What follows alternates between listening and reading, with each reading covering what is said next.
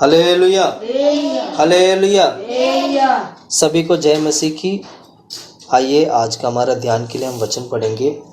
यहूदा की किताब पहला अध्याय 20वां वचन से लेके 23वां वचन तक हम पढ़ेंगे, 22 तक पढ़ेंगे। पढ़ो। पर हे प्रियो, तुम अपने अति पवित्र विश्वास में उन्नति करते हुए और पवित्र आत्मा में प्रार्थना करते हुए अपने आप को पवित्र परमेश्वर के प्रेम में बनाए रखो और अनंत जीवन के लिए हमारे प्रभु यीशु मसीह की दया की बाट जोते रहो। उन पर जो शोक में है दया करो और बहुतों के आग में से चपट कर निकालो और बहुतों पर बायस के साथ दया करो, पर उस वस्त्र से भी घृणा करो जो शरीर के द्वारा कलंकित हो गया है। बस। Hallelujah, hallelujah. खुदा परमेश्वर, आमीन। प्रभु हम तारीफ करते, प्रार्थना करते प्रभु, दिया गया वचन के लिए हम धन्यवाद करते प्रभु। सुवचन के द्वारा हम सभी से बात कर प्रभु। पिछले कुछ हफ्तों से खुदा परमेश्वर इन वचनों को हम ध्यान करते आ रहे खुदा परमेश्वर। आज भी इस वचन से खुदा प्रभु बहुत सारे बातें सीखने के लिए आप मदद कर खुदा प्रभु। हालेलुया। हम धन्यवाद करते प्रभु, जितना भी भाई लोग बहन लोग आवाज को सुनते हैं परमेश्वर, उन सभी लोगों के जीवन में खुदा प्रभु पवित्र आत्मा कार्य करे खुदा परमेश्वर। वे सभी लोग यीशु को जानने के लिए, यीशु को पहचानने के लिए मदद कर, उस स्वर्गराज के भेदों को समझने के लिए, सीखने के लिए मदद करे खुदा परमेश्वर। हम तारीफ करते, प्रार्थना करते इन वचन के द्वारा खुदा परमेश्वर हमारे जीवन में, कलीसिया में, परिवार में, हर एक लोगों के जीवन में खुदा प्रभु आपकी इच्छा पूरा होने पाए, आगमन के लिए तैयार कर, यीशु के नाम से मांगते हैं खुदा प्रभु। Hallelujah, hallelujah. आइएगा हम इस वचन को दोबारा पढ़ेंगे।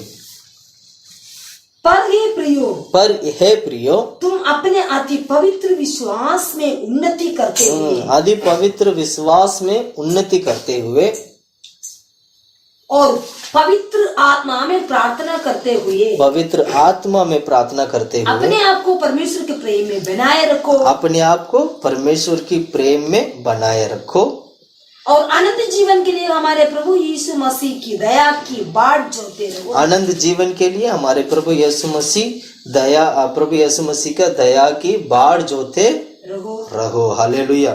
बस इतना तक हम पढ़ते हैं।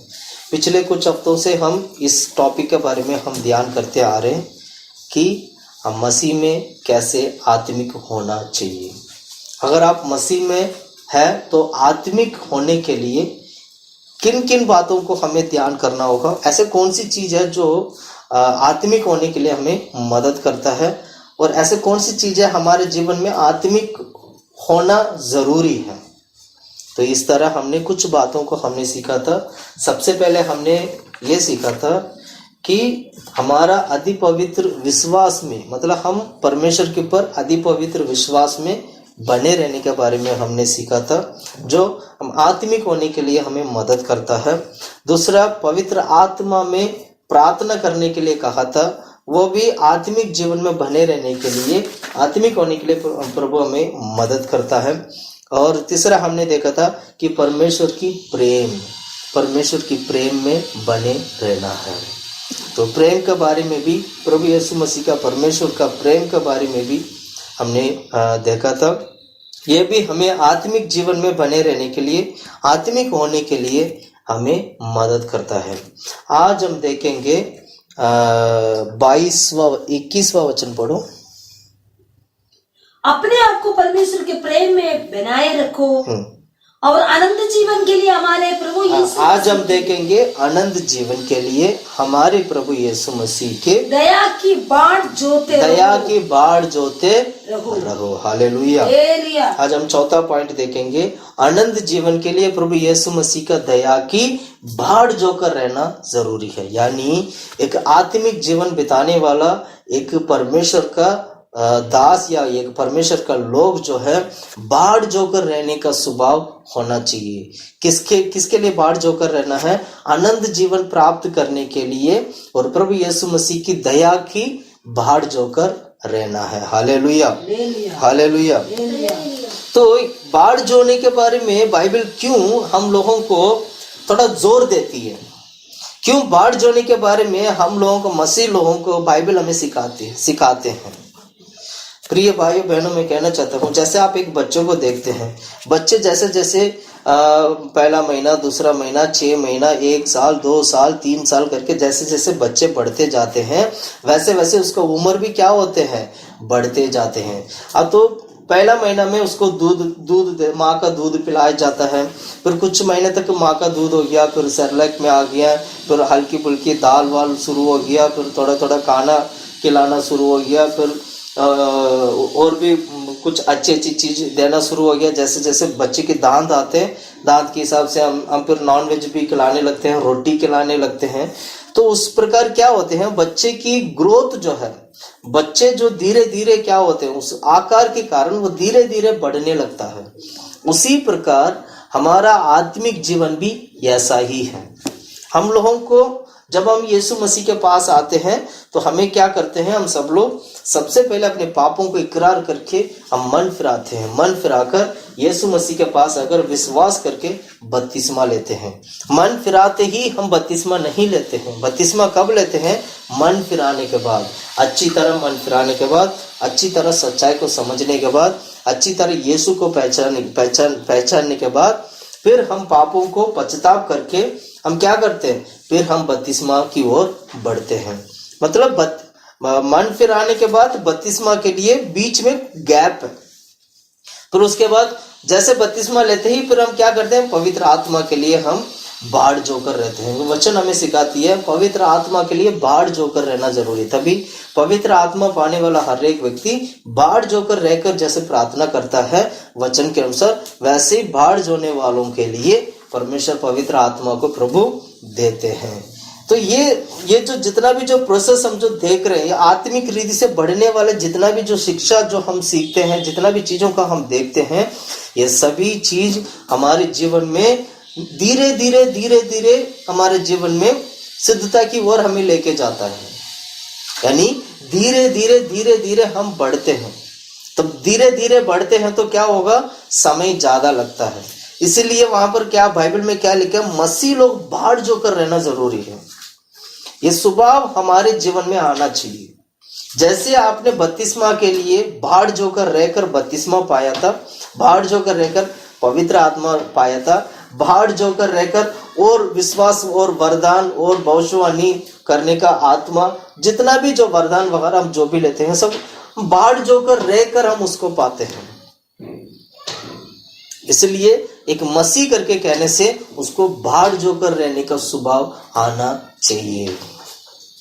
यहाँ पर आज अगर आपने मन फिराया तो आज ही आप पास्टर नहीं बनते हैं। पास्टर के लिए क्या करते हैं, कई साल उसको प्रभु में बने रहना होता, अच्छा एग्जाम्पल होना जरूरी है, बहुत सारी बातें, तब जाकर उसको सेवक के रूप में उसको खड़ा करते हैं, है ना।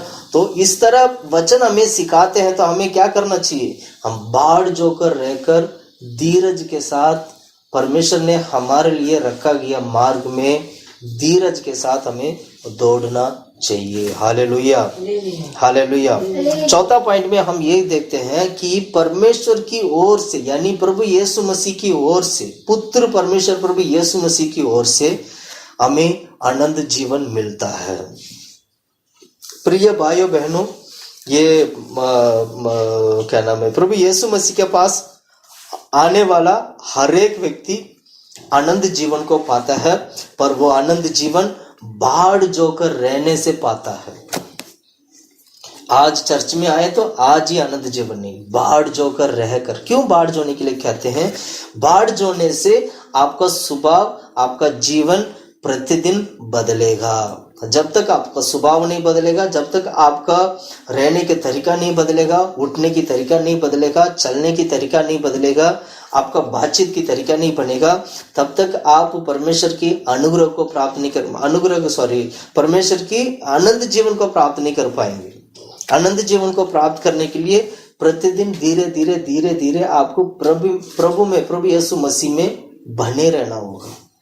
इसलिए सबसे पहले अधिक पवित्र विश्वास के बारे में हमने देखा था। विश्वास तो है, पर यह विश्वास अधिक पवित्र विश्वास है। परमेश्वर के प्रेम के बारे में हमने देखा था। ये सारा क्यों हमने देखा है? एक आत्मिक व्यक्ति मसीह में आत्मिक होने के लिए ये सब चीजें हमारे जीवन में जरूरी है। Hallelujah, hallelujah. अब हम चौथा पॉइंट हम ये देखते हैं कि प्रभु यीशु मसीह का वो आनंद जीवन को पाने के लिए परमेश्वर का जो दया के लिए हमें क्या करना चाहिए? बाढ़ जोकर रहना चाहिए, जल्दीबाजी नहीं करना, जल्दीबाजी नहीं करना। जो ये जंगल में जो जानवर को मारने के लिए जाते हैं, शिकार क्या करता है? वो जानवर को मारने के लिए वो क्या करते हैं? वो बंदूक लेके या बंदूक लेके ये बैठा रहता काफी देर तक। जब वो जानवर अपना ध्यान भटकेगा, ध्यान को बदलेगा, तब जाकर समय के इंतजार करते हैं कब मेरे को मारने की मौका मिलेगा। वो इंतजार करके, समय की इंतजार करके उस समय पर, सही समय पर गोली चलाता है। उसी प्रकार हमारे जीवन में भी हमारे लिए समय है। प्रिय भाइयों बहनों, मैं आज कहना चाहता हूँ परमेश्वर ने हमारे लिए समय रखा है। कितने लोग विश्वास करते हैं कि मेरे लिए प्रभु ने समय रखा है? कितने लोग विश्वास करते हैं कि मेरे लिए परमेश्वर ने, मेरे लिए प्रभु ने समय रखा है और वो समय जब आएगा तब मैं प्रभु की महिमा के लिए मैं चमकूंगा। परमेश्वर अपनी लोगों को अपनी महिमा के लिए प्रभु क्या करते हैं? उन्नति की ओर लेके जाते हैं। Hallelujah, hallelujah. आनंद जीवन क्या है? अनंत जीवन के बारे में अगर आप बाइबल में पढ़ोगे, यहाँ पर इस वचन में ना आज हम 3 बातों को सीखेंगे। 21वां वचन दोबारा पढ़ेंगे। अपने आप को पवित्र परमेश्वर के प्रेम में बनाए रखो, आनंद जीवन के लिए आनंद जीवन के लिए हमारे प्रभु यीशु मसीह की दया की बाट, हमारे प्रभु यीशु मसीह की दया की बाट जोते रहो। तो यहाँ पर हम 3 बातों को सीखते हैं। ये क्या? अनंत जीवन के बारे में हम पढ़ते हैं। दूसरा, परमेश्वर की दया के बारे में पढ़ते हैं। तीसरा, बाढ़ जोकर रहने के बारे में पढ़ते हैं। तो मैं ये तीनों बात मैं आज प्रचार करूंगा। इन तीनों बातों को हम थोड़ा सा गहराई से हम सीखेंगे ताकि वचन हमें क्या सिखाते हैं और वचन से हम क्या सीखते हैं। Hallelujah, hallelujah. और हमारे जीवन भी बदले जाए, हमारे जीवन भी पवित्रता की ओर बढ़ते जाए, हमारे जीवन भी प्रभु यीशु मसीह के आगमन की ओर बढ़ते जाए। हालेलुया। सबसे पहले हम देखें आनंद जीवन। आनंद जीवन के बारे में अगर आप देखते हो तो पूरी संसार में एक बात को अच्छी तरह समझिए कि पूरी संसार में यीशु ही ऐसे मार्ग है हमारे लिए, वही एक परमेश्वर है हमारे लिए जो आनंद जीवन की ओर हमें लेके जाता है और हमें आनंद जीवन देते हैं। रोमियो की किताब 5वां अध्याय 21वां वचन अगर आप पढ़ोगे, 5 का 21, रोमियो की किताब 5 का 21 हम पढ़ते हैं। पढ़ो 5 का 21 पढ़ो। कि जैसे पाप ने मृत्यु फैलाते हुए राज्य किया, पाप ने मृत्यु को राज्य किया। मतलब पाप जो है इस संसार में, जो पाप है वो मृत्यु को क्या किया? फैलाते हुए राज्य, हाँ, राज किया। वैसे ही हमारे प्रभु यीशु मसीह के द्वारा अनंत जीवन के लिए धर्मी ठहराते हुए परमेश्वर का अनुग्रह भी हमारे लिए अनंत जीवन के लिए वो कार्य करता है और जिससे हम धर्मी ठहरते हैं। प्रिय भाइयों बहनों, मैं कहना चाहता हूं पर हम अनंत जीवन को अनुग्रह की द्वारा हम पाते हैं। परमेश्वर की दया है हमारे ऊपर, प्रभु की अनुग्रह है हमारे ऊपर और परमेश्वर ने हमें क्या किया? हमें परमेश्वर ने आनंद जीवन दिया है। एक और जगह पे रोमी की 6 का 23वां वचन अगर आप पढ़ोगे, 6 का 23 पढ़ो, रोमी की किताब 6 का 23। क्योंकि पाप की मजदूरी तो मृत्यु है, पाप की मजदूरी तो मृत्यु है, परंतु परमेश्वर का वरदान हमारे प्रभु मसीह यीशु में अनंत जीवन। मसीह यीशु में क्या है? यहाँ वरदान करके हम पढ़ते हैं। वरदान का मतलब यहाँ पर ग्रेस, यहाँ पर भी अनुग्रह को दिखाती है। ग्रेस और मर्सी भी बोल सकते हैं। वरदान है ये हमारे लिए।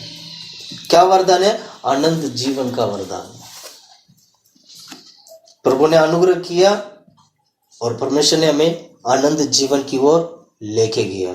प्रिय भाइयों बहनों, मैं कहना चाहता हूं, आत्मिक जीवन में बने रहने के लिए परमेश्वर आपको बाढ़ जोकर और दया की इंतजार में रहोगे तो हमें क्या मिलेगा? परमेश्वर की ओर से, पुत्र परमेश्वर प्रभु यीशु मसीह की ओर से आनंद जीवन मिलेगा। Hallelujah, hallelujah. आनंद जीवन को पाने वाला व्यक्ति कैसे होता है? आनंद जीवन को पाने वाला व्यक्ति प्रभु यीशु मसीह में बने रहता है। आनंद जीवन को जो व्यक्ति पाता है वो प्रभु यीशु मसीह को क्या करते हैं? पाते हैं। हालेलुया। इसलिए हमें क्या करना चाहिए? जो पाप जो है इस धरती को, जैसे पाप जो है इस धरती को, मृत्यु को जो राज करने लगा है, और वैसे ही परमेश्वर ने यीशु मसीह के द्वारा अनुग्रह जो है हमारे ऊपर, हमारे लिए क्या नाम है, आनंद जीवन को लेके आया है। Hallelujah, hallelujah. हम पाप में जीवन बिताने के लिए परमेश्वर ने हमें चुना नहीं। गलती से हमारे जीवन में पाप हो चुका है, गलती के कारण हमारे जीवन में पाप हुआ है, पर उस पाप में जीवन बिताने के लिए परमेश्वर ने हमें नहीं रखा है। परमेश्वर ने हमें पाप से छुटकारा देने के लिए, पाप से निकलने के लिए, पवित्र होने के लिए, एक सिद्ध व्यक्ति बनने के लिए, प्रभु की तरह परमेश्वर के राज्य में प्रवेश होने के लिए, प्रभु के राज्य में वास करने के लिए प्रभु ने हमें चुन लिया है। इसलिए हमें क्या करना चाहिए? यीशु मसीह के ऊपर विश्वास करना है, पाप को छोड़ना है, अनुग्रह की अधीन में आना है।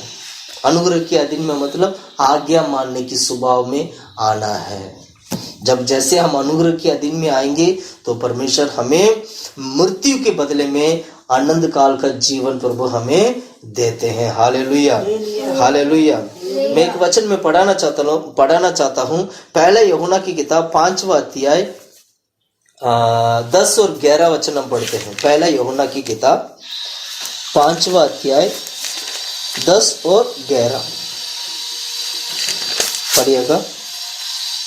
जो परमेश्वर के पुत्र पर विश्वास करता है वो अपने ही में गवाही रखता है। हाँ, जो व्यक्ति परमेश्वर पुत्र प्रभु यीशु मसीह के ऊपर विश्वास करता है वो क्या करते हैं? अपने में गवाही रखते हैं। और आगे, जिसने परमेश्वर पर विश्वास नहीं किया उसने उसे झूठा ठहराया, और क्योंकि उसने उस गवाही पर विश्वास नहीं किया। हाँ। जो परमेश्वर ने अपने पुत्र के विषय में दी है। और वो गवाही यह है कि परमेश्वर ने हमें आनंद जीवन दिया है और ये जीवन उसके पुत्र में है। हालेलुया। जो व्यक्ति प्रभु यीशु मसीह के ऊपर विश्वास करता है उसके अंदर परमेश्वर की आत्मा है, उसके अंदर परमेश्वर की आत्मा कार्य करता है। जो व्यक्ति प्रभु यीशु मसीह के ऊपर विश्वास करता है उसके ऊपर उनके जीवन में परमेश्वर की आत्मा कार्य करते हैं। इसलिए जब वो स्वर्ग जाएगा तो वो परमेश्वर उनको आनंद जीवन को पाने के लिए उसको मदद करेंगे, आनंद जीवन प्रभु उनको देंगे। जो व्यक्ति जिसने पुत्र परमेश्वर प्रभु यीशु मसीह को विश्वास नहीं किया वो परमेश्वर उसको झूठा ठहराएंगे, वो झूठा व्यक्ति बनेगा, प्रभु के राज्य में वो झूठा व्यक्ति बनेगा, परमेश्वर के राज्य में वो प्रवेश नहीं कर पाएगा, परमेश्वर के राज्य के बदले में वो नरक में जाएगा। हालेलुया। परमेश्वर हम लोगों को मार्ग दिया है, परमेश्वर हमारे जीवन को सुधारने के लिए परमेश्वर ने हमें अवसर दिया है, परमेश्वर हमारे जीवन को बदलने के लिए प्रभु यीशु मसीह को दे दिया है। प्रिय भाइयों बहनों, मैं कहना चाहता हूँ यीशु मसीह के ऊपर विश्वास करिएगा, उस पवित्र परमेश्वर के ऊपर विश्वास करिएगा, यहोवा परमेश्वर के ऊपर विश्वास करिएगा। जो व्यक्ति परमेश्वर के ऊपर विश्वास करते हैं परमेश्वर उनको अपनी बेटा पुत्र होने का अधिकार भी प्रभु क्या करते हैं? उन्हें देते हैं। Hallelujah, hallelujah. ये पुत्र परमेश्वर की ओर से प्रभु का अनुग्रह है, प्रभु की दया है जो हमें आज आनंद जीवन मिला है। जितने लोग विश्वास करते हैं उन लोगों को परमेश्वर आनंद जीवन के लिए प्रभु ने तैयार करते हैं। अगर आप विश्वास नहीं करते हो तो प्रभु के राज्य में आप झूठा ठहराए जाओगे। अगर विश्वास नहीं रखते हो तो प्रभु के राज्य में झूठा बनोगे और स्वर्ग नहीं नरक की ओर जाना पड़ेगा। हालेलुया। हालेलुया। हालेलुया। इसलिए आनंद जीवन पुत्र परमेश्वर प्रभु यीशु मसीह की द्वारा मिलता है करके अच्छी तरह हमें समझना होगा कि पुत्र परमेश्वर यीशु मसीह की द्वारा ही हमें आनंद जीवन मिलेगा। Hallelujah, hallelujah. इस वचन में यहूदा की किताब में हमने जो पढ़ा था, वहां पर 3 बातों को हमने देखा था। एक आनंद जीवन को देखा था, और दया को देखा था जो अनुग्रह है। तीसरा हमने देखा था बाढ़ जोकर रहना। अब मैं कहना चाहता हूं, दूसरा के बारे में हम पढ़ते हैं। दूसरा पॉइंट हम पढ़ते हैं दया के बारे में। यूहन्ना की किताब 1 अध्याय 17 वचन अगर आप पढ़ोगे, वहां पर लिखा है, पढ़ो यूहन्ना की किताब 1 अध्याय 17 वचन, यूहन्ना की सुसमाचार 1 अध्याय 17 वचन पढ़िएगा। इसलिए कि व्यवस्था तो मूसा के द्वारा। हाँ, एक बात को अच्छी तरह समझना है कि व्यवस्था मूसा की द्वारा मिला गया है हम लोगों को। मूसा की द्वारा हम लोगों को व्यवस्था मिला है, पर यीशु मसीह के द्वारा, परंतु अनुग्रह और सच्चाई यीशु मसीह के द्वारा पहुंची। हाँ मेन, अनुग्रह और सच्चाई यीशु मसीह के द्वारा हमें मिला है। प्रिय भाइयों बहनों, यीशु मसीह वो चीज है हमारे जीवन में, यीशु मसीह वो परमेश्वर है हमारे जीवन में, हमारे जीवन को चुराने वाला, हमारे जीवन को बदलने वाला और स्वर्गराज की ओर लेके जाने वाला। हमारा इस धरती पे प्रभु यीशु मसीह के अलावा और कोई उम्मीद हम नहीं कर सकते हैं। ऐसा एक परमेश्वर है हमारे लिए। हमें विश्वास करना चाहिए, हम प्रभु की ओर बढ़ना चाहिए। वचन हमें सिखाती है कि मूसा की द्वारा हम लोगों को व्यवस्था मिला था। हमें जितना भी व्यवस्था मिला है, जो पुराने नियम की पुराने नियम में जो हम पढ़ते हैं, मूसा की द्वारा मिला गया है। और कैसे मूसा की द्वारा प्रभु ने दिया था, क्यों दिया था परमेश्वर ने मूसा के द्वारा व्यवस्था? इसलिए दिया था कि लोग जो है पापों को छोड़कर वो छुटकारा पा सकें। पर वो मूसा की द्वारा मिला गया व्यवस्था में भी लोग पूरी तरीके से पाप से छुटकारा नहीं पा पाए हैं। कहीं ना कहीं उन लोगों के जीवन में पाप था, क्योंकि जो मूसा की द्वारा दिया गया जो क्या नाम है, जो व्यवस्था है, वो व्यवस्था अधूरा था। अधूरा बोले या उस व्यवस्था में क्या बोलते हैं, वो चीज नहीं था जो पूरी तरीके से हमें छुटकारा दे सके। इसलिए यीशु मसीह स्वयं हमारे लिए व्यवस्था को पूरा करने के लिए आया है। बिना व्यवस्था को पूरा किया कोई भी व्यक्ति स्वर्ग नहीं जा सकता है।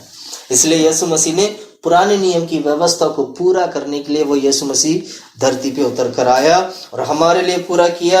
अब यीशु मसीह के अनुग्रह के कारण जो व्यक्ति यीशु मसीह के ऊपर विश्वास करते हैं, वो पुराने नियम की व्यवस्था को भी पूरा कर लेता है। Hallelujah, hallelujah.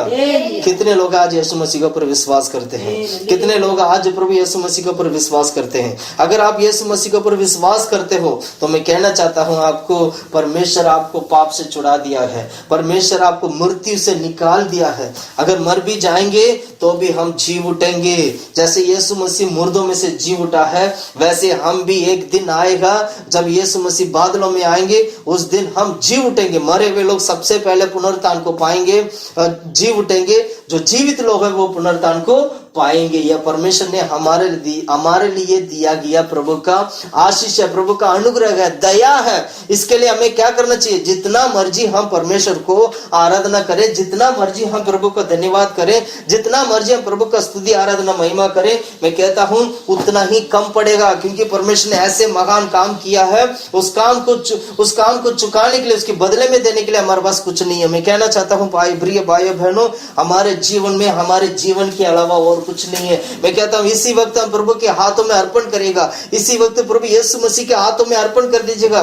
प्रभु मेरे पास ये मेरा जीवन के अलावा और कुछ नहीं है करके अर्पण करते हैं, ताकि परमेश्वर हमारे जीवन को आनंद काल की जीवन की ओर लेके जा सके। Hallelujah, hallelujah, hallelujah, hallelujah. ये प्रभु की अनुग्रह है जो आज हम लोग प्रभु की परमेश्वर की ओर से, मतलब पुत्र परमेश्वर प्रभु यीशु मसीह की ओर से हमें आनंद काल का जीवन मिला है। एक और वचन भी मैं पढ़ाना चाहता हूं आप लोगों को। जब पौलुस क्या करते थे, किसी का भी घर पे जाते थे, किसी के लिए भी प्रार्थना करते थे, कुछ भी बात बोलते थे, तो और उनको वो प्रभु की अनुग्रह के बारे में, प्रभु की अनुग्रह की आशीष वो दिया करता था। प्रभु का अनुग्रह तुझ पर हो, परमेश्वर की महिमा आपके ऊपर हो, प्रभु की दया आपके ऊपर हो। ये पौलुस का और संत पुराना और नए नियम की संत लोगों का एक क्या नाम है, एक अच्छा स्वभाव था। परमेश्वर इस यीशु ने भी हमें यही सिखाया, किसी का भी घर पे जाओगे तो सबसे पहले उस घर को क्या करना, आशीष करना। आज हम कितने लोग हैं औरों को हम आशीष करते हैं, हम खुद की आशीष की चिंता में हम पड़े रहते हैं, पर औरों को आशीष करने का चिंता हमारे जीवन में है ही नहीं। औरों को आशीष के लिए प्रार्थना करने की चिंता हमारे जीवन में नहीं है। हम क्या करते हैं, हम जब भी ज्यादातर लोग यही प्रार्थना करते हैं कि खुद की आशीष के लिए। बहुत कम लोग होते हैं औरों की आशीष के लिए भी प्रार्थना करते हैं। इसलिए मैं कहना चाहता हूँ, पौलुस ने क्या कहा था तिमोथी को देके क्या कहा था, तिमोथी को कैसे अनुग्रह के बारे में बताया, दया के बारे में बताया। पढ़ो पहला तिमोथी की किताब, पहला अध्याय 2 वचन। पहला तिमोथी की किताब, पहला अध्याय 2 वचन।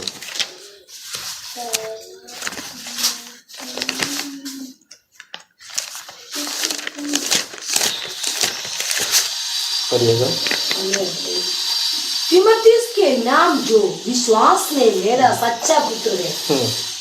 तिमोथी के नाम, तीमुथियुस के नाम जो विश्वास में मेरा सच्चा पुत्र है, पिता परमेश्वर और हमारे प्रभु मसीह यीशु की ओर से तुझे अनुग्रह और दया और शांति मिलती रहे। हम कितने लोग हैं औरों को आशीष करते हैं, हम कितने लोग हैं और सेवक लोगों को अनुग्रह और दया शांति मिलती रहे करके कहते हैं। हमारे जीवन में आशीष होना चाहिए। जो प्रभु यीशु मसीह ने हमारे लिए अनुग्रह, शांति, दया सब कुछ फ्री में दिया है। अनुग्रह का मतलब क्या, फ्री है। फ्री में प्रभु ने हमें दिया है। औरों को आशीष करने वाला बनना है और हमें इस आशीष को पाने वाला भी बनना है। ओनेसी के बारे में आपने पढ़ा होगा, 2 तिमोथी की किताब में आपने पढ़ा होगा, पहला अध्याय 16 से लेकर 18 तक का वचन को अगर आप पढ़ोगे, वहां पर ओनेसी के बारे में हम पढ़ते हैं। पढ़ो 16 से लेके 18 तक, 2 तिमोथी का किताब, पहला अध्याय 16 से लेके 18 तक का वचन। ओनेसिमुस के गिराने पर प्रभु दया करे। अब देखो ओनेसी का जो घर के ऊपर भी वो कहते हैं प्रभु इस घर को क्या करें, दया करें, क्योंकि उसने बहुत बार मेरी जीभ को ठंडा किया, और मेरी जंजीरों से लज्जित ना हुआ। पर जब वो रोम में आया तो बड़े यत्न से ढूंढ कर मुझसे भेंट की। प्रभु करे कि उस दिन उस पर प्रभु की दया हो, और जो सेवा उसने इफिसुस में की है उन्हें भी तू भली भांति जानता है। Hallelujah, hallelujah. परमेश्वर का अनुग्रह को प्राप्त करना जरूरी है। ओनेसी के बारे में पौलुस कहते वक्त वो कहते हैं, ओनेसी का घर पे प्रभु अनुग्रह दिखाएं, दया दिखाएं। क्यों दया दिखाएं? क्योंकि जब पौलुस सेवा करता था, पौलुस की कठिनाई, पौलुस की सेवकाई को वो देखकर वो लज्जित नहीं होता था, ज्यादा परमेश्वर के ऊपर क्या करता था, विश्वास करता था, विश्वास में बढ़ता था। और पौलुस के लिए वो बहुत ही मददगार बनकर ऐसे इस तरह उस टाइम का जो क्या नाम है, प्रेरित लोगों की समीप जो सेवकाई में वो बना रहता था। इसलिए क्या करना चाहिए, हमारे जीवन में भी क्या होना चाहिए, जैसे ओनेसी का जो बारे में जो हम जैसे बाइबल में पढ़े हैं, वैसे ही हमारे जीवन में भी अनुग्रह होना चाहिए। हमें भी अनुग्रह पाना चाहिए, औरों को भी अनुग्रह देना है, औरों को भी आशीष, आपको भी आशीष मिले करके मुंह से अंगीकार करना है। हम में से कितने लोग हैं जो पौलुस की तरह, जैसे ओनेसी को बोलकर, ओनेसी को देकर वो कहता था कि उस घराने को भी प्रभु आशीष करे करके, कितने लोग बोलते हैं?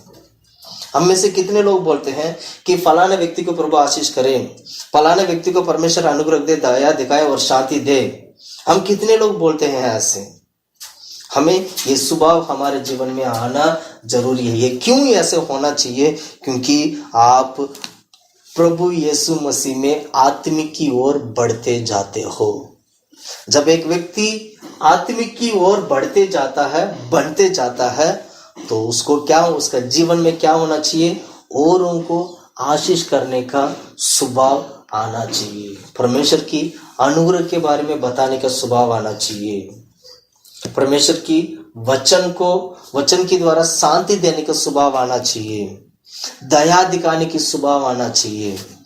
प्रिय भाइयों बहनों, परमेश्वर महान और सर्वशक्तिमान परमेश्वर हमारे जीवन में कार्य करता है। हमें क्या करना चाहिए? आनंद जीवन को पाने के लिए दया के साथ हम क्या करना है? दया के लिए बाढ़ जोकर रहना है। अभी मैं तीसरा पॉइंट बोलूंगा, आखिरी पॉइंट बोलूंगा, बाढ़ जोकर रहने के बारे में। Hallelujah, hallelujah. हम किसके लिए बाढ़ जोकर रहना है? आत्मिक जीवन में बने रहने का मतलब यही है कि परमेश्वर की आनंद जीवन के लिए बाढ़ जोकर रहे। हमें बाढ़ जोकर रहने के बारे में कुछ बातें मैं बताऊंगा जो बाइबल हमें सिखाती है। पढ़िएगा, इब्रानियों की किताब 12 अध्याय 15 वचन अगर आप पढ़ोगे, 12 और 15 में क्या लिखा है? ध्यान से देखते रहो, ऐसा ना हो कि परमेश्वर के अनुग्रह से वंचित रह जाए, परमेश्वर की अनुग्रह से वंचित रह जाए, या कोई कड़वी जड़ फूट कर कष्ट दे और उसके द्वारा बहुत से लोग अशुद्ध हो जाए। बस कहीं हमारे साथ ऐसे ना हो कि प्रभु के अनुग्रह से हम वंचित रह जाए। क्या परमेश्वर के अनुग्रह हमें वंचित कर सकता है? प्रिय भाइयों बहनों, परमेश्वर के अनुग्रह वंचित नहीं करता है, हम परमेश्वर को वंचित करते हैं, हम परमेश्वर को धोखा देते हैं। इसीलिए प्रभु के अनुग्रह हमारे जीवन से चले जाता है, इसीलिए उसको वंचित करके कहते हैं। इसलिए हमें क्या करना चाहिए?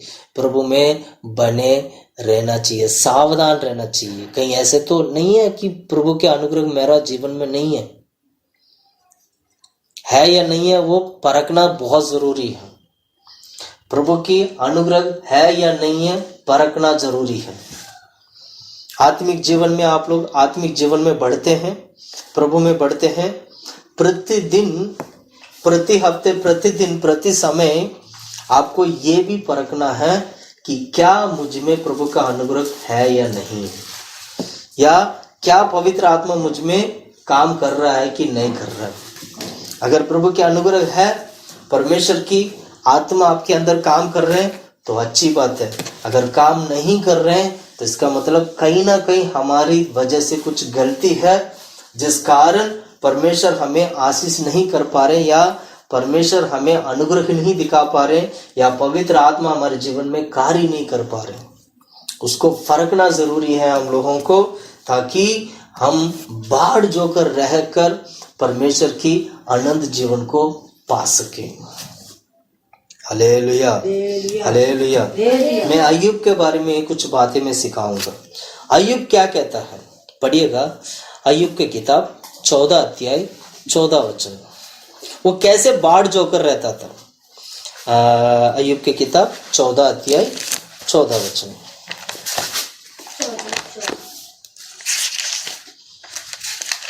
पढ़ो। यदि मनुष्य मर जाए तो क्या वो फिर जीवित होगा? क्या वो जीवित होगा? जब तक मेरा छुटकारा ना होता, तब तक मैं अपनी कठिन सेवा के सारे दिन आशा लगाए रहता। मतलब जब तक मतलब क्या? दोबारा पढ़ो। जब तक यदि मनुष्य मर जाए तो क्या वो फिर जीवित होगा? जब तक मेरा छुटकारा ना होता। हाँ, यहाँ ध्यान से सुनिएगा। अय्यूब क्या कहता है? जब तक मेरा छुटकारा ना होगा तब तक मैं अपनी कठिन सेवा के सारे दिन आशा लगाए रहूंगा। कठिन सेवा की दिन मतलब कठिन समय में भी आशा के साथ मैं क्या करूंगा? धीरज आशा के साथ मैं परमेश्वर की बाढ़ जोकर रहूंगा।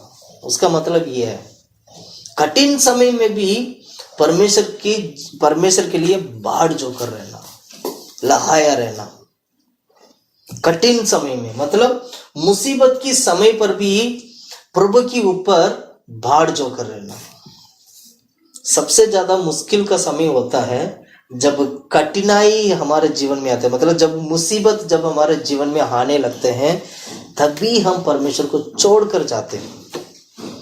जब हमारे जीवन में परेशानी, मुसीबत, बीमारी, बंधन, ये वो सब कुछ जब कठिन के साथ जब सब कुछ हमारे जीवन में जब आता है, एक एक करके जब आता है, तो वहीं पर हमारा विश्वास टूटने लगते हैं।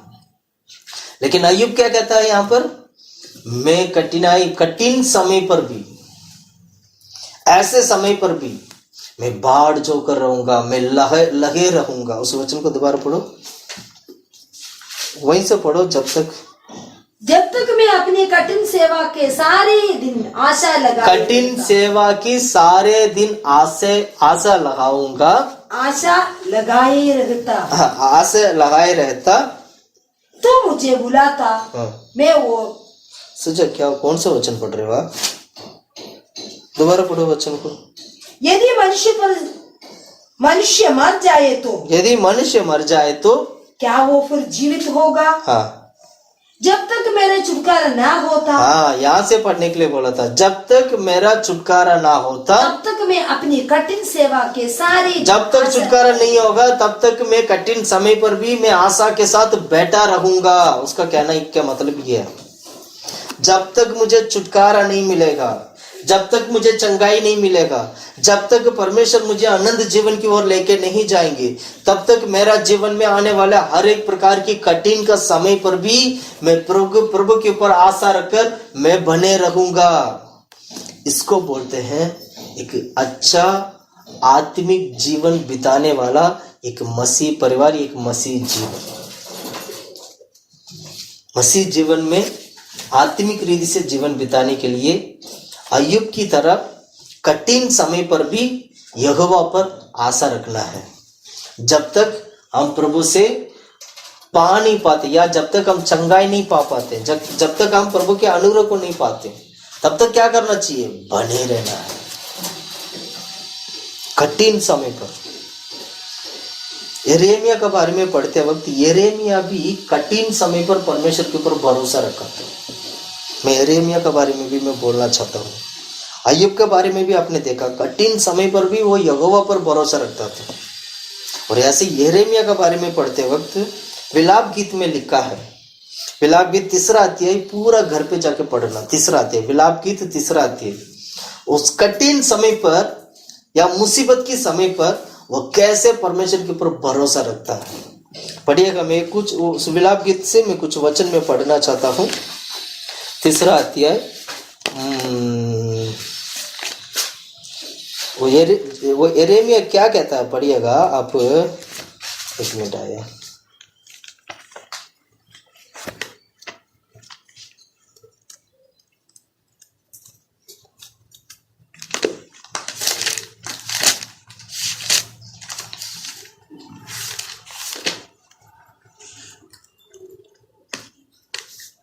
हाँ, विलाप गीत 3 अध्याय में 2 वचन पढ़ना। वो मुझे ले जाकर उजियाले में नहीं अंधियारे में ही चलाता है। यिर्मयाह कहता है परमेश्वर ने मुझे उजाले में नहीं अंधकार में मुझे चलाता है। उजाले में नहीं अंधकार में। परमेश्वर हम लोगों को कभी कभी उजाले में नहीं अंधकार में ले जाकर चलाकर, कठिन मार्ग से ले जाकर अति पवित्र विश्वास की ओर बढ़ने के लिए प्रभु हमें मदद करता है। हम क्या सोचते हैं, हम क्या सोचते हैं, परमेश्वर मुझे हाथ छोड़ दिया, कठिनाई पर प्रभु ने मुझे हाथ छोड़ दिया, बीमारी पर परमेश्वर ने, जब मैं बीमार था तब वो परमेश्वर ने मुझे हाथ छोड़ दिया, जब मैं परेशानी में पड़ गया था तब मुझे प्रभु ने हाथ छोड़ दिया। ऐसे नहीं है प्रिय भाइयों बहनों। यिर्मयाह की इस किताब में आप पढ़िएगा, इस विलाप गीत में जो 3रा अध्याय आप पढ़िएगा, इस 3रा अध्याय में आप पढ़ोगे वो क्या कहता है, वो उजाले में नहीं अंधकार में मुझे चलाया है। परमेश्वर ने अंधकार में, क्या हमारा परमेश्वर अंधकार में चलाने वाला प्रभु है, या क्या परमेश्वर हमें हाथ छोड़ने वाला परमेश्वर है, या परमेश्वर हमें प्रभु की ओर ना बढ़ने के लिए हमें रोकता है, या परमेश्वर की इच्छा नहीं है कि हम स्वर्ग जाएं, या परमेश्वर की इच्छा है कि हम नरक जाएं? क्या परमेश्वर ये चाहते हैं? क्या परमेश्वर हम मृत्यु को पाने के लिए प्रभु हमारे जीवन में आया है? नहीं, आनंद जीवन को पाने के लिए, आनंद जीवन को प्राप्त करने के लिए परमेश्वर हमें चुन लिया है। प्रभु हमारे ऊपर प्यार करते हैं। अब ये यिर्मयाह कहता क्या है, अब ये इस वचन को और थोड़ा सा अब ये पहला शुरू से, अगर 3रा अध्याय शुरू से आप पढ़ोगे तो आपको बहुत सारे बातें आपको सीखने को मिलेगा।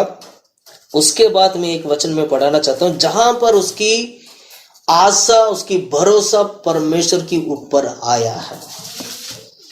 यिर्मयाह को परमेश्वर के ऊपर भरोसा आया था, ऐसे कठिन समय पर भी, ऐसे अंधकार के समय पर भी परमेश्वर मुझे हाथ नहीं छोड़ेंगे, वो जो उसको विश्वास था। मैं एक आध बात मैं पढ़ाना चाहता हूँ जिससे कि हम लोगों को बहुत सारी बातें हम लोग सीख सकें, है ना।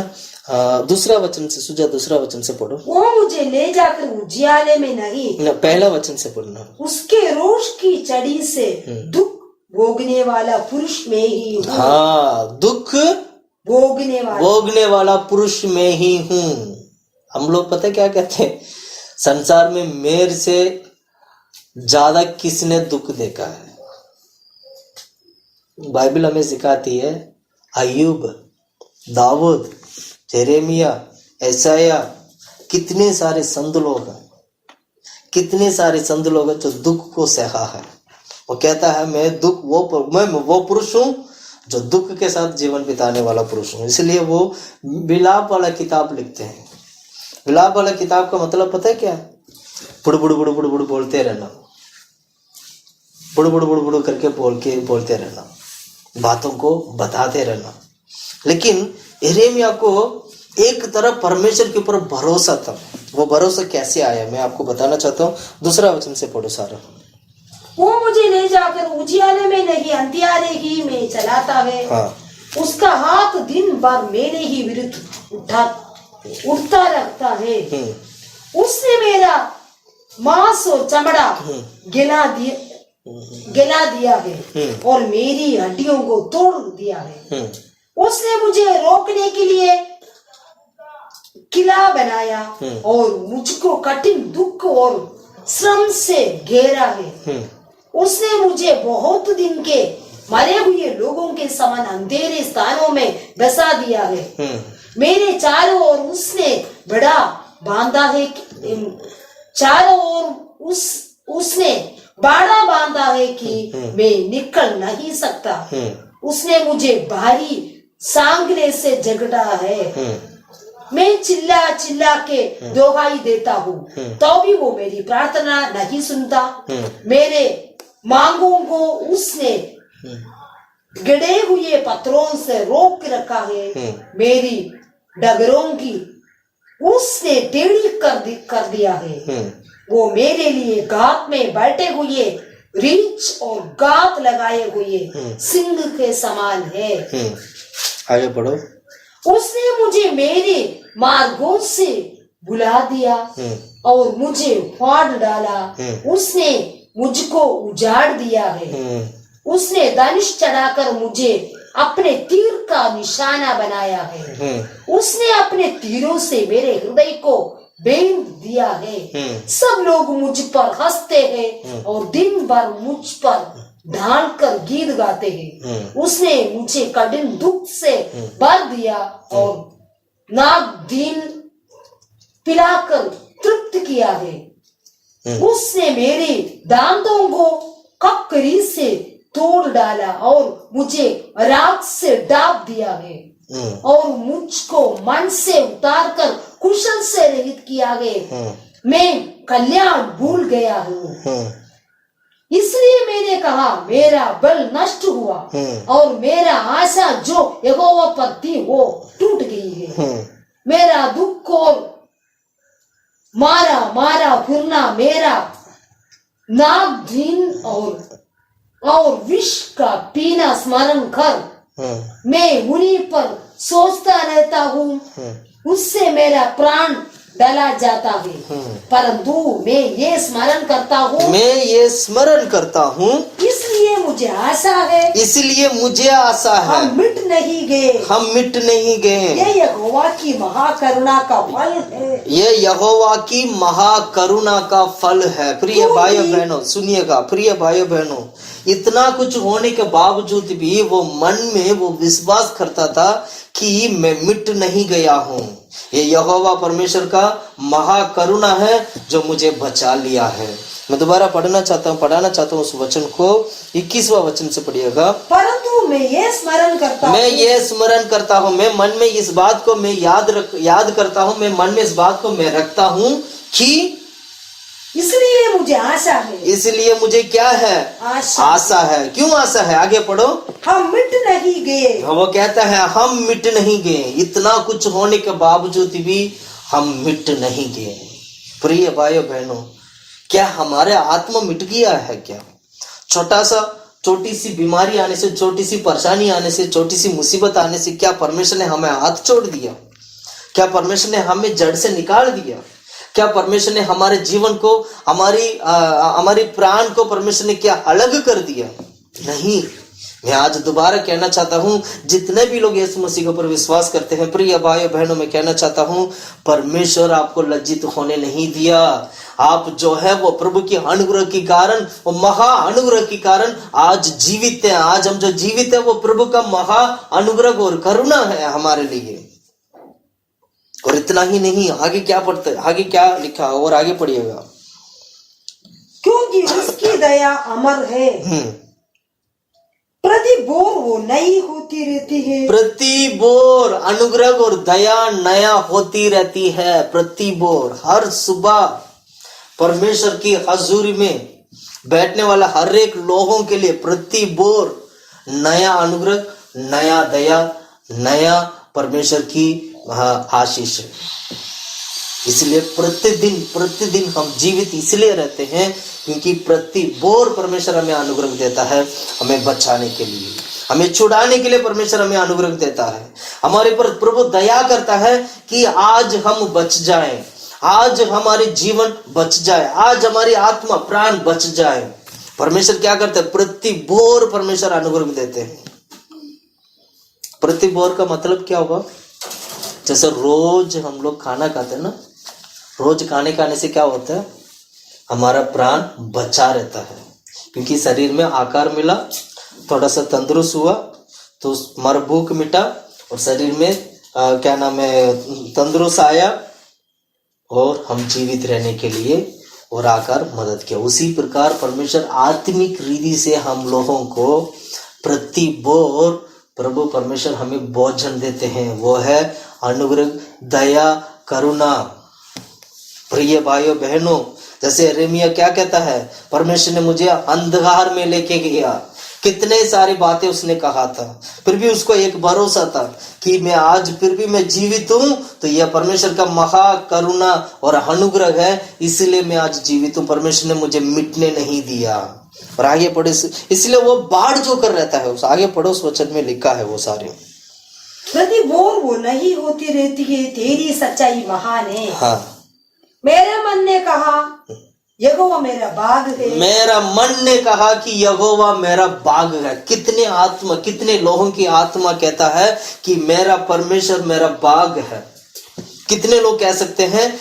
कितने लोग मन में, कितने लोगों की मन कह सकता है? मन, प्राण, आत्मा प्राण शरीर, कितने लोगों की आत्मा प्राण शरीर ये कह सकता है कि परमेश्वर मेरा बाग है?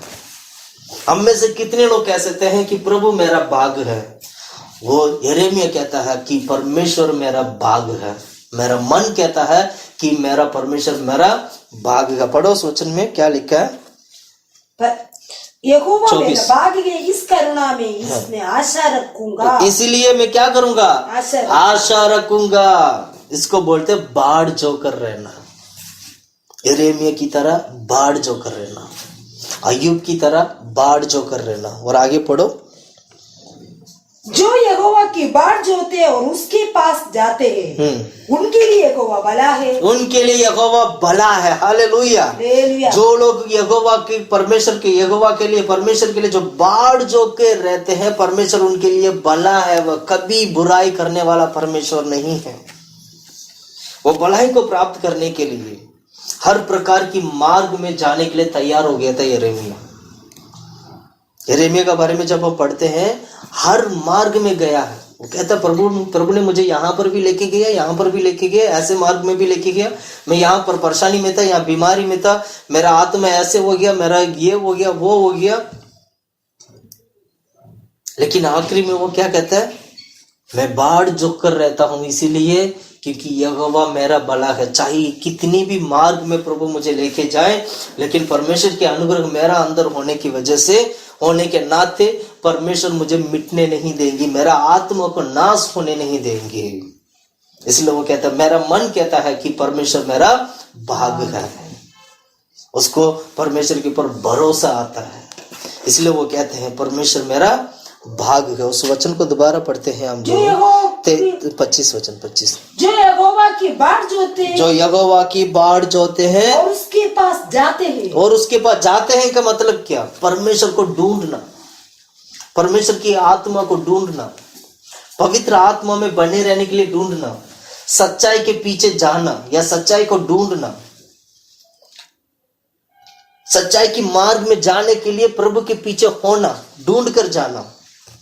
अगर ऐसे व्यक्ति बाढ़ जोकर प्रभु के पीछे जाता है तो परमेश्वर उसके लिए भला है। इस भला को प्राप्त करने के लिए यिर्मयाह अच्छी तरह जानता है इस बात को कि परमेश्वर मेरे लिए भला है। आज मैं जीवित हूं तो प्रभु के अनुग्रह की वजह से। वो भला को प्राप्त करने के लिए यहोवा जैसे भला है, उस भला को प्राप्त करने के लिए वो परमेश्वर के पीछे हो लिया था, प्रभु के पीछे चलने वाला बन गया। परमेश्वर मेरा भाग्य करके कहने वाला बन गया। प्रिय भाई बहनों, यिर्मयाह की तरह कितने लोग कह सकते हैं कि परमेश्वर मेरा भाग है, प्रभु मेरे लिए भला है करके कितने लोग कह सकते हैं। इतनी सारी कठिनाई आने के बावजूद भी वो क्या करता था, परमेश्वर के ऊपर भरोसा रखता था, प्रभु के ऊपर विश्वास करता था, प्रभु को पकड़ लेता था, जड़ से पकड़ लेता था। प्रभु मेरा भाग है, परमेश्वर मेरा भाग है, प्रभु मुझे हिम्मत देता है, परमेश्वर मुझे खड़ा करता है। कितना कुछ कठिनाई आ जाए, मैं घोर अंधकार से भी चलूं कोई बात नहीं, वहां पर भी परमेश्वर के अनुग्रह मेरा साथ है। हम कितने लोग ऐसे विश्वास करते हैं। Hallelujah, hallelujah. इसके आगे और भी वचन हम पढ़ सकते हैं। 26वां वचन पढ़ो। यहोवा से उद्धार पाने की आशा रखकर चुपचाप रहना भला है। हाँ, उद्धार पाने के लिए आशा रखकर चुपचाप रहना यानी बाढ़ जोकर रहना भला है। कितनी अच्छी बात है। आपको उद्धार चाहिए तो यहोवा पर भरोसा रखो और चुपचाप रहकर बाढ़ जोकर रहना, उसी में तुम्हारा भलाई है। Hallelujah, hallelujah. वचन देखिएगा कैसे हम लोगों को वचन सिखाता है। और आगे पढ़ो। पुरुष के लिए जवानी में जुआ उठाना भला है। पुरुष के लिए जवानी में जुआ उठाना भला है। अगर बचपन में ही, अगर जो जवान लड़का अगर बचपन में ही मेहनत करेगा तो पुरुष की समय पर उसके लिए वो मेहनत उसके लिए भला बनकर रखेगा। और यही हमें उदाहरण दिखाया।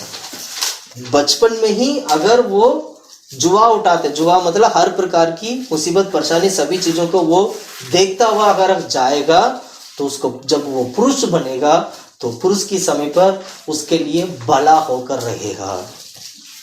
Hallelujah, hallelujah. आगे पढ़ो।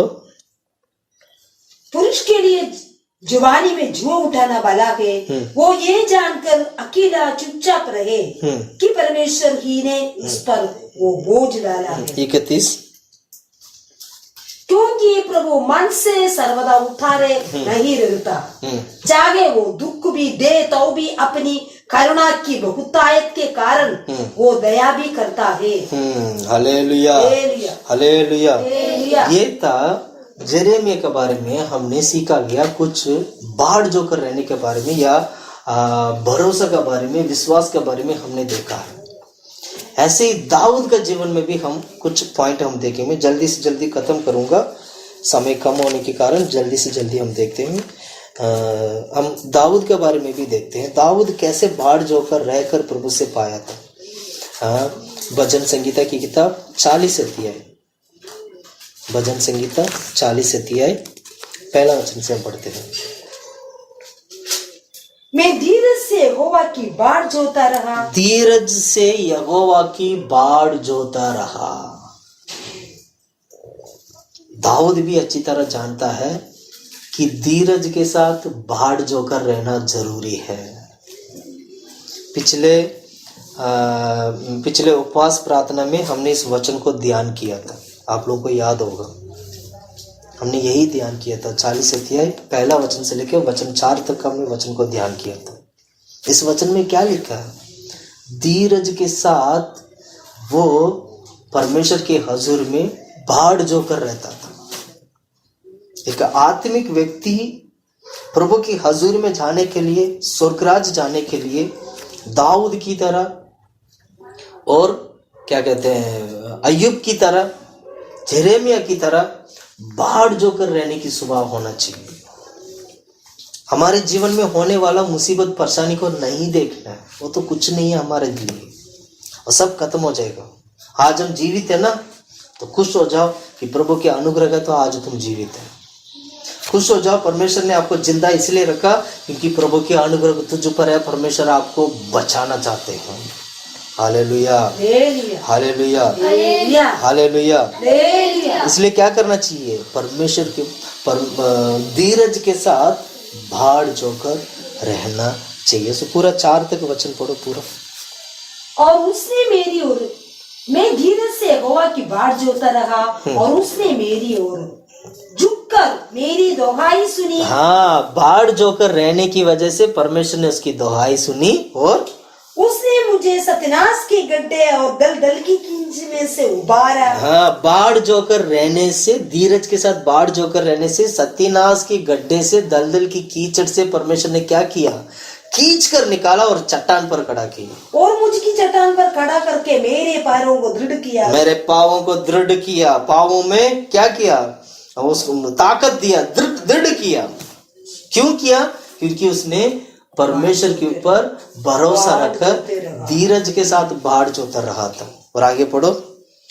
उसने मुझे एक नया गीत सिखाया जो हमारे परमेश्वर की स्तुति का है। जो व्यक्ति बाढ़ जोते रहता है, परमेश्वर उसको नया गीत देते हैं। इसका मतलब परमेश्वर उसका जीवन में आनंद देते हैं, खुशी देते हैं, शांति देते हैं। हमेशा खुश रहने के लिए प्रभु मदद करते हैं। ये दाऊद का विश्वास है। ये दाऊद ने इस प्रकार परमेश्वर से बाढ़ जोकर, धीरज के साथ बाढ़ जोकर रहकर प्रभु से आशीष को पाया है। और इतना ही नहीं, और भी वचन इसमें आगे पढ़ो। क्या ही धन्य है वो पुरुष जो यहोवा पर भरोसा करता है। क्या ही धन्य है वो पुरुष जो यहोवा पर भरोसा करता है। यानी धन्य व्यक्ति वही होगा जो यहोवा पर भरोसा रखता है। धन्य बनने के लिए इस ट्रिक को दाऊद ने अच्छी तरह समझ लिया कि मैं धन्य होऊंगा, पर मुझे धन्य होने के लिए धीरज के साथ बाढ़ जोकर रहना होगा। क्या ही वो पुरुष जो यहोवा पर भरोसा रखता है। आपकी भरोसा आज किसके ऊपर है? क्या पैसे के ऊपर भरोसा रखते हैं परिवार को चलाने के लिए, या परमेश्वर के ऊपर भरोसा रखते हैं, या माँ बाप के ऊपर भरोसा रखते हैं, या जानने वाले लोगों के ऊपर भरोसा रखते हैं, या रिश्तेदार लोगों के ऊपर भरोसा रखते हैं? मैं कहता हूं किसी के ऊपर भरोसा रखने की जरूरत नहीं है। प्रिय भाइयों बहनों, प्रभु यीशु आपके लिए काफी है। प्रभु यीशु मसीह के ऊपर भरोसा रखिए और आप धन्य बनोगे। परमेश्वर ऐसे काम आपका जीवन में करेंगे कभी सोचा भी नहीं होगा। भरोसा रखिए। इंसान के ऊपर भरोसा करने से उत्तम है परमेश्वर के ऊपर भरोसा करना। बाइबल में हम पढ़ते हैं ये सारे बातें। इसको बोलते हैं बाढ़ जोकर रहना। एक और वचन भी मैं पढ़ाना चाहता हूँ, भजन संगीता की किताब 27 अध्याय 13 और 14 वचन। भजन संगीता 27 का यदि मुझे विश्वास ना होता कि जीवित होंगी पृथ्वी पर यहोवा की भलाई को देखूंगा, तो मैं मूर्छित हो जाता। मूर्छित हो जाता मतलब मैं मर जाता, मैं नाश हो जाता। पता नहीं कितने लोगों को वचन समझ में आया। हम उस वचन को दोबारा पढ़ते हैं। यदि मुझे विश्वास ना होता कि जीवित होंगी पृथ्वी पर यहोवा की भलाई को देखूंगा, तो वो कहते हैं यहोवा की भलाई को देखूंगा करके अगर मुझे विश्वास ना होता तो मूर्छित हो जाता। इसका मतलब दाऊद ने क्या विश्वास किया? यहोवा की भलाई को देखूंगा करके विश्वास किया है, इसलिए मूर्छित नहीं हुआ, बच गया। देश में मूर्छित होने के लिए यहोवा पर भरोसा मत करो, बस आप मूर्छित हो जाओगे। देश में जीवन बिताने के लिए यहोवा पर भरोसा करो और परमेश्वर की भलाई को आप देखोगे और मूर्छित नहीं होगे। हालेलुया। यही दाऊद हमें सिखाता है। और आगे पढ़िएगा, यहोवा की बाढ़ जोता रह, यहोवा की बाढ़ जोता रह, हियाब बांध और तेरा हृदय दृढ़ रहे, तेरा हृदय दृढ़ रहे। हाँ, यहोवा की बाढ़ जोता रहे। हालेलुया। हालेलुया। हम शुरू में ना वचन को देख के हम बाढ़ जोने का स्वभाव में हम आ जाते हैं। एकदम अगर कुछ वचन सुना तो हम तुरंत आज ही हम तैयार हो जाते। मैं आज से मैं बाढ़ जोकर रहूंगा, या मान लो आज से मैं बाइबल पढ़ूंगा, ठीक है, मान लेते हैं। थोड़ा सा समय के बाद बाइबल नहीं पढ़ पाते तो हमारे हृदय में क्या हुआ, जो दृढ़ता, क्या बोलते हैं, जो दृढ़ता जो होना चाहिए था, जो दृढ़ता के साथ हम जो एक निर्णय लिया उस निर्णय पे खड़ा होना चाहिए था, लेकिन वो निर्णय जो है हमारी अविश्वास के कारण या हमारी कमजोरी के कारण, हमारे दिल या हमारी मन बदलने के कारण हम प्रभु में बने नहीं रहते हैं। इसका मतलब क्या हुआ? बाढ़ जोकर रहना है तो मन में दृढ़ता होना जरूरी है। बने रहना है तो मन में दृढ़ता होना जरूरी है। नहीं मैं ऐसे ही करूंगा, ऐसे ही रहूंगा करके एक दृढ़ता होना चाहिए। मैं प्रभु में ऐसे बढ़ना चाहता हूं, मैं ऐसे प्रार्थना करूंगा तो ऐसे ही करूंगा, दृढ़ता होना चाहिए। मन इधर उधर लटकना नहीं चाहिए, हमारा हृदय लटकना नहीं चाहिए, बात को पलटना नहीं चाहिए। थोड़ी देर में बात को सिचुएशन के हिसाब से पलटना नहीं चाहिए, खड़ा रहना आखिरी तक। खड़ा रह जाएंगे तो हम धीरज के साथ खड़ा रह जाएंगे तो परमेश्वर की भलाई को देखेंगे। हम मरेंगे नहीं, मुरझाया नहीं जाएगा। Hallelujah, hallelujah, hallelujah. एक और बात मैं पढ़ाना चाहता हूँ, जल्दी से जल्दी निकालना सुझाव। याकूब का किताब 5वां अध्याय 7 से लेके 11 तक का वचन। याकूब की किताब 5वां अध्याय 7 से लेके 11। इसलिए हे भाइयों, प्रभु के आगमन तक धीरज रहो। हे भाइयों, प्रभु की आगमन तक धीरज रहो। किसान पृथ्वी की बहुमूल्य फसल की आशा रखता है। हाँ, किसान के बारे में आपने देखते हैं, किसान जो है बहुमूल्य फल की फसल की आशा रखता है। उसका आशा है कि भैया मैंने बीज बोया है, मुझे अच्छा फल मिलेगा। एक आशा के साथ वो जीवन बिताता है। और आशा के साथ क्या जीवन बिताता है? अभी बीज बोऊंगा, 1-2 दिन में बारिश आ जाएगा, ये 1 हफ्ता में बारिश आ जाएगा, मेरा फसल अच्छा हो जाएगा और मैं अच्छी तरह काटूंगा उसको और मेरे लिए बहुत फल मिलेगा। एक आशा के साथ किसान जीवन बिताता है। उसी प्रकार हम परमेश्वर की आगमन के लिए भी आशा के साथ जीवन बिताना चाहिए। और आगे पढ़ो, आगे भी लिखा और भी, किसान पृथ्वी की बहुमूल्य फसल की आशा रखता हुआ प्रथम और अंतिम वर्षा होने तक धीरज धरता है। तुम भी धीरज धरो तुम भी धीरज धरो और अपने हृदय को दृढ़ करो, अपने हृदय को दृढ़ करो, क्योंकि प्रभु का आगमन निकट है। क्योंकि परमेश्वर का आगमन बहुत निकट है। हे भाइयों, एक दूसरे पर दोष ना लगाओ, एक दूसरे पर दोष ना लगाओ, ताकि तुम भी दोष ना ठहरो, और तुम भी कहीं दोष ना ठहरा जाए। देखो हाकिम द्वार पर खड़ा है। हाँ, हाकिम द्वार पर खड़ा है। हे भाइयों, जिन भविष्यवक्ताओं ने प्रभु के नाम से बातें की, हाँ, जिन भविष्यवक्ता ने प्रभु के नाम से जो भविष्यवक्ता लोग जो बातें की, उनको दुख उठाने और धीरज धरने का एक आदर्श समझो। हाँ, एक आदर्श समझो, उनके लिए एग्जाम्पल समझ के तुम जीवन बिताओ। और 11 वचन, देखो हम धीरज धरने वालों को धन्य कहता है। वचन कहती है धीरज धरने वाले लोगों को, वचन कहती है वह धन्य है। जैसे कि आगे पढ़ो, देखो हम धीरज धरने वालों को धन्य कहता है। तुमने अय्यूब के धीरज के विषय में तो सुना ही है। अय्यूब का धीरज के विषय में तो आपने सुना ही होगा। और प्रभु की ओर से जो उसका प्रतिफल हुआ, हाँ, उससे भी जान लिया है। उससे भी आपने क्या कर लिया? जान लिया। Hallelujah, hallelujah. आत्मिक जीवन में बने रहने के लिए चौथा पॉइंट ये है कि आपको धीरज के साथ जीवन बिताना है। धीरज के साथ जो बाहर जो कर रहते हैं वे धन्य लोग हैं। वचन हमें सिखाती है वो कौन सा लोग है? धन्य लोग है। Hallelujah, hallelujah. इसलिए लूका के सुसमाचार में हम क्या पढ़ते हैं पता है? 12 अध्याय 36 से पढ़िएगा। 12 लूका के सुसमाचार 12 अध्याय 36 से हम क्या पढ़ते हैं? पढ़िएगा 12 का 36।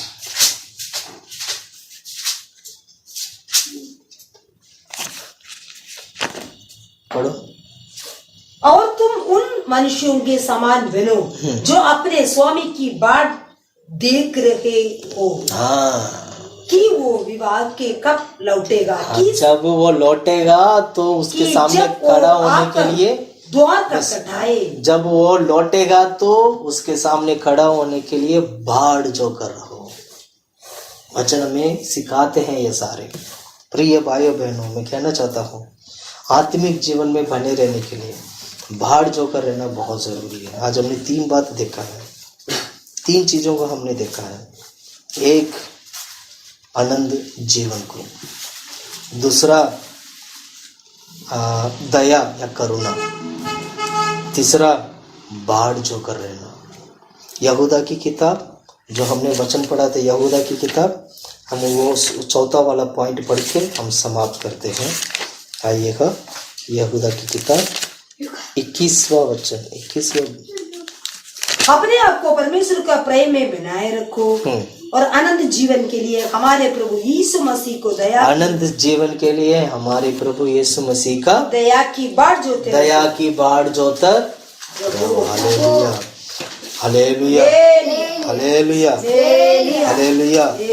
परमेश्वर हम लोगों को आनंद काल की ओर लेके जाने के लिए प्रभु चाहते हैं। हमारा जीवन बाढ़ जोकर लेकर परमेश्वर की आगमन के लिए हमें बाढ़ जोकर लेकर उठा लिया जाना चाहिए। प्रभु भी यही चाहते हैं, परमेश्वर भी हमारे जीवन में यही चाहते हैं। हम अपने आप को अर्पण करेंगे, बाढ़ जोकर रहने का जीवन में हम बने रहेंगे, बिताएंगे, तो हम आत्मिक जीवन में बने रहेंगे। प्रिय भाइयों, अपना जीवन का अर्पण करिएगा। आज से ये निर्णय लेगा कि जैसे अय्यूब के बारे में हमने पढ़ा था, जैसे किसान के बारे में हमने पढ़ा था, जैसे दाऊद के बारे में हमने पढ़ा था, जैसे हमने क्या कहते हैं यिर्मयाह के बारे में हमने पढ़ा था। ये लोग कठिनाई के समय पर भी परमेश्वर को बाढ़ जोकर रहते थे। उनको, इन लोगों को पता था कि मैं आज जीवित हूँ तो वो प्रभु की अनुग्रह है। तो इसलिए हम अपने आप को अर्पण कर हम प्रार्थना करते हैं परमेश्वर हमारे बीच में कार्य करने के लिए, परमेश्वर पवित्र आत्मा के द्वारा हम लोगों का गवाही करने के लिए। आइए हम सब लोग मिलकर हम प्रार्थना करते हैं। हालेलुया, आमीन। परमेश्वर हालेलुया, धन्यवाद करते खुदा परमेश्वर यीशु के नाम से। मैं सदा तुझको ध्यान करूंगा, इस जीवन भर में सदा तुझको ध्यान करूंगा। तेरी आत्मा पाकर, तेरी इच्छा जानकर आगे ही बढ़ता रहूंगा। तेरी आत्मा पाकर, तेरी इच्छा जानकर आगे ही बढ़ता रहूंगा। हमें हालेलुया स्तुति गाएंगे हमेशा, यीशु की स्तुति गाएंगे। हालेलुया स्तुति गाएंगे हमेशा, यीशु की स्तुति गाएंगे।